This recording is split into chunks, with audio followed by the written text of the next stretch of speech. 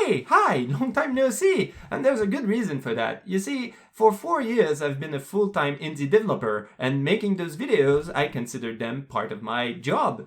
But recently I started another job for someone else, and I haven't had as much time as I would have liked to record those videos. But that doesn't mean I don't want to share with you all everything that's been happening to me in the last couple of months. So grab yourself a really good milk peach tea, and let's have a look at the numbers for Solar Rogue after it came out of version 1.0.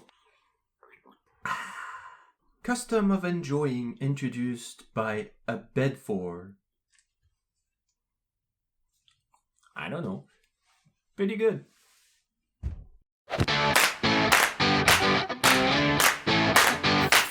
Let's talk big numbers first, right? So in total, I've made $3,434 and about 32 cents of gross revenue. Of course, this is not what ended up in my bank account because every payment processor, everyone out there wants to take a cut. So in total, in my bank account, the sales of my game Solar Rogue rounded up to about $2,699.21. That's in actually Canadian dollar because a lot of it is being paid in my Canadian bank account. But you can probably just consider it US dollar because honestly, a couple of $100 is not going to change that much the final result. Now, that would be okay if it was all it is, but you have to consider that I did spend some money on art assets and music and other things related to Solar Rogue. Now, I can't include everything I spent for every little things, because like for example, I bought a license for Windows Professional, but this is not necessarily related directly to, programming Solar Rogue. It's just something I wanted as a professional indie developer, and I'm never going to buy another one, so it doesn't really count.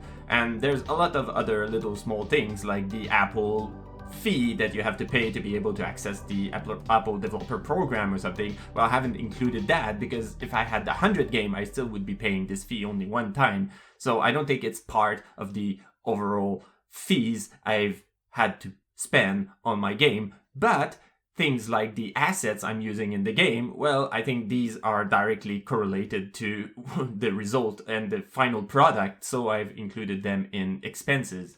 So of this, I had about $1,045.09 I spent on art assets and music mostly. Now this is, I think, incredibly cheap because a lot of the assets I found, some of the music and everything, I actually managed to find them for free online with, CC0 or CC by 4 license where you can do with them anything you want. And I think this is amazing that nowadays we have these kind of resources. But I didn't want my game to look just like an asset flip or something, so I still spent some money to have like unique ships and unique planets so that everything would still look and feel like Solar Rogue. Now, I did do also kind of an experiment with advertising, and I don't know if I should include that as an expense because, well, let's be honest, I knew it was going to cost more than it was going to make money, but I wanted to see what happens when you spend a lot of money for advertising, or at least a lot of money for me, because I think that's a laughable budget for most people in advertisement. But I did go on Google Ads, and I created banners, and I created like an advertising campaign, and I did my best to make it the best I could. Now, there's a lot of tweaks you can do to an advertising campaign, and I'm no expert, so probably people familiar with it will think that my campaign was really wrong. But it did have some success, and we'll talk about this later in the video. But for now, let's just say I spent $864.32 making those ads. And let's see if it led to enough sales to be worth it. So what happened if you add all the money in my bank account and you subtract everything I spent for the game, including the advertisement? Well, you're left with $789.80. And, well, I don't know what to say. It's, on one hand, a positive number, so that means I made money, which I think is good, because it's not every business that manages to make money. But at the same time, let's just admit that 4 years, $780, yeah, that's not gonna buy a lot of food, is it? And that's why I had to start a new job, because yeah, I wasn't making enough money. And I could do this for a couple of years. 4 years was kind of my limit. Like, if I couldn't make like a minimum wage after 4 years, I had to accept that, I need some other source of income. And I did do some contracts last year and stuff. But when a good opportunity presented itself, I couldn't resist. And that's why it's now become much more difficult to make videos and to record and to make my games. But at the same time, now I have a much more stable income, which will hopefully allow me to do still some of the stuff I love. Now, there's a couple of things that are really worth digging a little bit more into. For example, I released my game on 4 platforms, and each of them perform a little bit differently. To be expected, the place I made the most money was on Steam, where I made $2,278 with about 507 activation at the time of recording this video. Now, the activation doesn't really mean necessarily people who purchased the game. It's possible that it was keys I gave out, or people who got the key from other places, like itch.io. I'm giving also Steam keys with every purchase. Now, on itch.io, I got 62 downloads for a total of $222.50, which is a lot less than Steam. But let's be honest, their platform is so amazing for developers and for customers that I really think it's one of the platforms that should grow the most, because I really love it, I really love using it, and it was a great experience all around. Now, I also released my game on mobile, so I released it on Google platform, and I got about $386.18 from that, which is actually super surprising because who pays for a premium game nowadays on mobile? Not many people. And I think that's quite an amazing number. And, as far as number goes, I made more money on Google than on itch.io. So I think that's pretty good, especially for a premium game. Now, on Apple, I made a little bit less money. I made $163. But at the same time, I haven't been able to push version 1.0 to the Apple Store. And the reason for that is that you now need to upgrade your Xcode and your macOS to the latest version. And what I was using wasn't necessarily like genuine Mac stuff. And I haven't been able to just upgrade the stuff I need to be able to push the latest version. If I had to, say the worst experience of uploading to any platform, I would say Apple is the winner for that. I really don't like the way they do things. And that's also one of the reasons I haven't upgraded my Mac hardware to be able to push the latest version. I really should, but yeah. So if you want more of my opinion on Apple, well, join my Discord and we can have a long chat about it. But for now, that's all I'm going to say.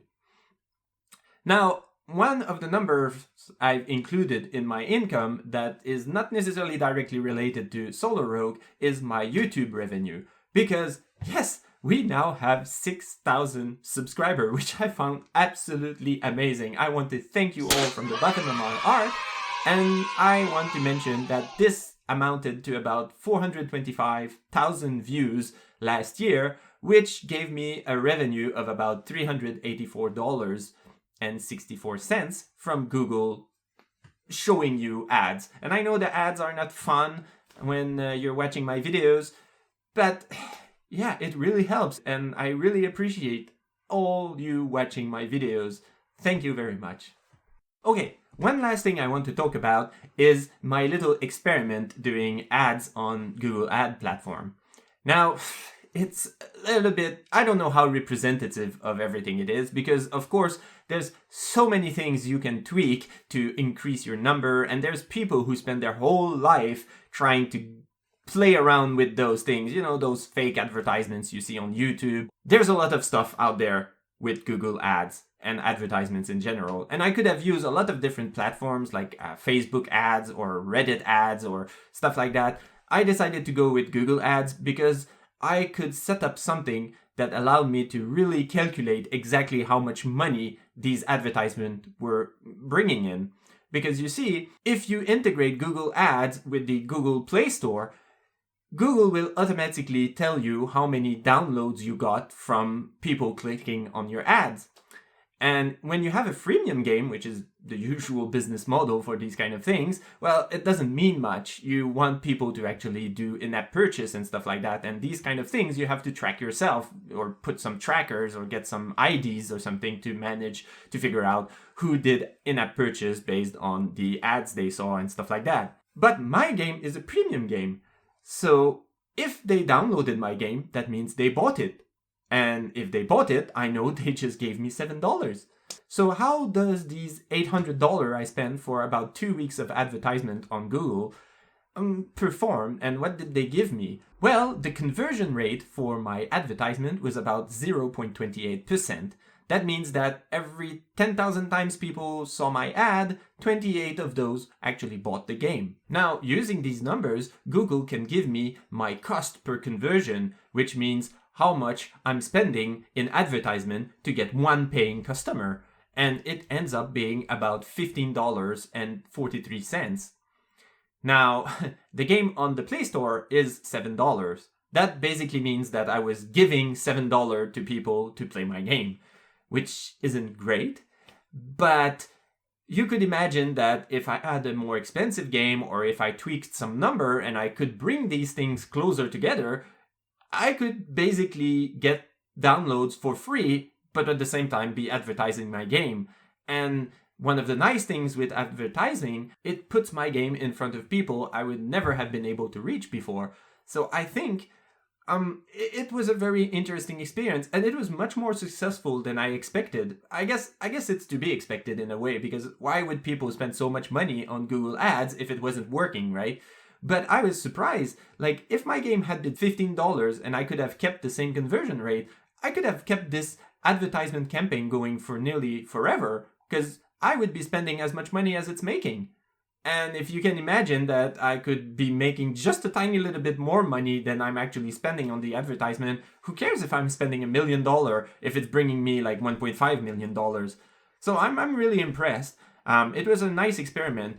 But it's still a lot of stress, and it's pretty scary to see those numbers going up. Like, every day you're spending $200 on advertisements or something, and you're just seeing a few couple of downloads on your game. I don't know. But I thought it was a very interesting experiment, and I haven't seen many people share these kind of numbers, so I thought it might be useful for you guys. And that's pretty much it for the numbers. I've been dying to share those numbers with all of you, because I think this is kind of a realistic expectation you could have for someone who doesn't have 1 million subscribers on YouTube, or doesn't have 1 million subscribers on Instagram, or isn't well known in the industry, or hasn't spent hundreds of thousands of dollars on advertisement. You know, just a solo indie game that's been doing this for a couple of years. I think these are kind of a realistic number. Now, I know my game is a little bit niche, and it doesn't have the graphic to really attract a lot of more popular YouTubers to play my game or something like that. And if I was more of an artist and I could have made a game that has a lot more beautiful arts and stuff like that, I could have probably gathered a lot more download, naturally through, reaching out to YouTubers and stuff like that. And I think it hasn't been really in the cards for Solo Rogue, and I'm a little bit sad about it, because I still think the game is really fun to play. I've played it for the past 4 years and I've really enjoyed it. I've played it just for fun, when I was traveling somewhere in the car, I would take out my phone and, I would play Solo Rogue because I thought it was a great game. But I realized that it's not necessarily the kind of game that everyone plays. The goal was to be like a Dwarf Fortress or NetHack or stuff like that. But these are games that have been passion project for people for dozens of years, or that have been developed by a huge community. So I don't think I can compete with that as a solo developer. I would have been willing to continue working on Solo Rogue for like the next 5 years or something, but it would have had to make some money first so I can justify continuing to work on it. As it stands now, I think I'm better going to my new job, making a reliable salary, and maybe looking at my next game and a new prototype. I have a couple of ideas that I'm experimenting and playing around with on the weekend and stuff like that. But for sure, things are going to be a little bit slower now because I am much more busy and I still have a family and I'm living in Japan, and all of this is still taking a big chunk out of my free time. But I'm really hoping I'll be able to see you all again very soon. And I have plenty of other ideas for videos and tutorials and stuff I want to make on YouTube. So stick around and see you all in my next episode. Bye!